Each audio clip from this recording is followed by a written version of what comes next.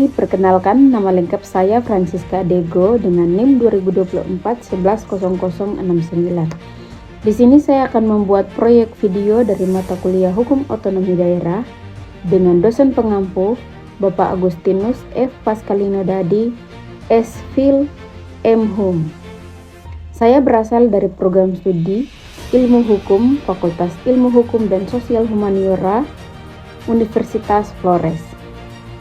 Tema yang akan kita bahas pada hari ini yakni analisis masalah hukum dengan perspektif teori dan juga materi hukum otonomi daerah. Topik pembahasannya yang pertama pembangunan daerah, yang kedua transfer ke daerah, yang ketiga pajak dan retribusi, yang keempat badan usaha milik desa. Baik, kita akan masuk pada pembahasan. Yang pertama terkait gambaran singkat dari masalah. Yang pertama, keluhan para sopir lintas Mepago kepada pemerintahan Provinsi Papua Tengah terkait kerusakan jalan nasional Nabire sampai dengan Paniai, khususnya di kilometer 139 sampai dengan 141. Akibat kerusakan parah di jalan transnasional tersebut menyebabkan kecelakaan dan menghambat retribusi logistik ke Kabupaten Lebiai, Deiyai, dan juga Paniai. Masalah yang kedua yakni pemangkasan transfer daerah dalam APBN tahun 2026 dari 919,9 triliun pada tahun 2025 menjadi 693 triliun pada tahun 2026 atau turun sekitar 24,7%, sehingga penyerapan anggaran yang belum maksimal dan belanja daerah yang dinilai tidak efisien. Masalah yang ketiga adalah rendahnya kinerja badan usaha milik daerah di daerah istimewa Yogyakarta dalam kontribusi terhadap pendapatan asli daerah. Contoh paling mencolok adalah PT Anindya Mitra Internasional yang dalam periode 2008 sampai 2011 hanya menyumbang PAD sebesar 123 juta, jauh tidak sebanding dengan total penyertaan modal APBD sejak 2004 hingga 2013 yang mencapai 15,6 miliar. Bahkan sempat terjerat perkara hukum akibat penyertaan modal yang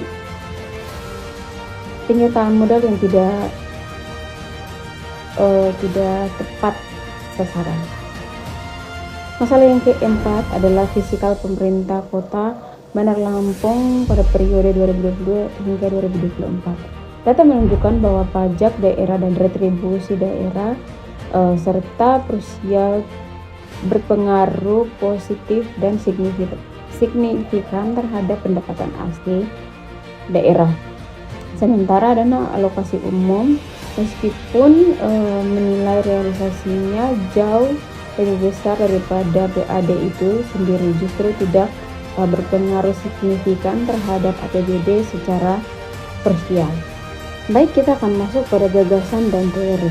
Yang pertama, klasifikasi unsur pemerintahan absolut, konkuren, dan umum sebagaimana diatur dalam pasal 9 Undang-Undang Nomor 23 Tahun 2014, khususnya urusan konkuren, bidang pekerjaan umum dan penataan ruang yang dibagi berdasarkan status atau klasifikasi jalan. Jalan nasional menjadi kewenangan pusat, jalan provinsi menjadi kewenangan provinsi, jalan kabupaten menjadi kewenangan kabupaten kota. Yang kedua, hak daerah atas dana transfer menurut Undang-Undang Nomor 1 Tahun 2022 tentang HKPD terutama DBH yang bersifat mandatory karena dihitung dari presentasi penerimaan negara berbeda dengan program yang bersifat diskursiv. Yang ketiga, prinsip money follow condition, yaitu bahwa pendanaan harus mengikuti pembagian urusan pemerintahan yang diatur dalam Undang-Undang Nomor 23 Tahun 2014 serta prinsip fiscal independence yang menilai sejauh mana daerah dapat membiayai kebutuhannya sendiri tanpa terlalu bergantung pada dana transfer.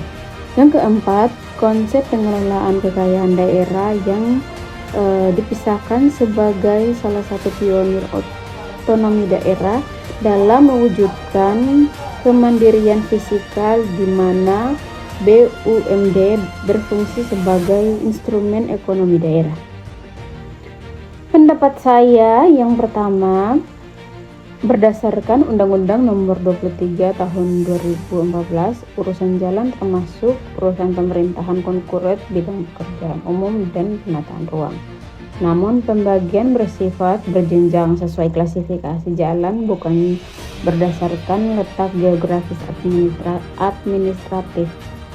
Sehingga konsekuensinya meskipun Jalan Nasional Nabire sampai dengan Paniai secara spesifik berada di wilayah Provinsi Papua Tengah, situasi jalan nasional membuat kewenangan pemeliharaan tetap melekat pada pemerintahan pusat. Yang kedua, dari sudut pandang hierarki norma, substitusi semacam ini juga menimbulkan persoalan konsisten. Kebijakan RAPBN sebagai produk hukum tahunan seharusnya tunduk pada Undang-Undang Nomor 1 Tahun 2022. HKPD sebagai lex spesial di bidang keuangan pusat daerah, bukan sebaliknya secara sistematis mengurus porsi DBH melalui instrumen yang kedudukannya lebih rendah. Yang ketiga, fakta bahwa pajak daerah dan retribusi daerah dalam penelitian ini terbukti berpengaruh signifikan terhadap PAD, memperkuat pandangan bahwa kewenangan pemungutan yang diberikan undang-undang kepada daerah benar-benar bekerja sebagai mesin penggerak PAD apabila dikelola secara otomatis, sejalan dan asas otonomi seluas-luasnya yang dianut dengan Undang-Undang Nomor 23 Tahun 2015. Yang keempat, UMD merupakan salah satu instrumen yang secara eksplisit diakui sebagai badan usaha milik daerah yang didirikan untuk memberi manfaat bagi perkembangan ekonomi daerah dan menjadi salah satu sumber pendapatan asli daerah melalui pengelolaan kekayaan daerah yang dipisahkan dari sumber pendapatan lain. Kesimpulannya, yang pertama, ketergantungan pada koordinasi pusat sampai ke daerah berisiko memperlambat respons terhadap kebutuhan mendesak masyarakat, terutama menjelang anjloknya kenaikan harga distribusi logistik. Maka hal ini menunjukkan perlunya penguatan mekanisme koordinasi formal, misalnya melalui rapat koordinasi rutin. Dapat berjalan sinergis dengan kewenangan sektoral pusat yang diatur melalui Undang-Undang Nomor 23 Tahun 2014 tanpa mengorbankan kecepatan pelayanan publik bagi masyarakat di lapangan. Yang kedua, selama formula DBH melalui Undang-Undang Nomor 1 Tahun 2022 belum diubah melalui mekanisme legislasi yang sama, pemerintah pusat seharusnya tetap menyalurkan DBH sesuai persentase yang diterapkan dan tidak menjadikan program diskresioner sebagai pengganti fungsional dari hak fiskal daerah tersebut. Otonomi daerah berisiko kehilangan salah satu pilar fundamental, yaitu kapasitas sumber pendanaan, yang pada akhirnya melemahkan eksistensi fundamental fiskal yang telah dibangun selama lebih dari 2 dekade. Yang ketiga, keberhasilan otonomi fiskal tidak cukup ditopang oleh kelengkapan norma hukum saja, tetapi juga memerlukan penguatan struktur kelembagaan dan budaya hukum legal kultur di tingkat pemerintah daerah sebagaimana ditekan dalam teori sistem hukum Frieden.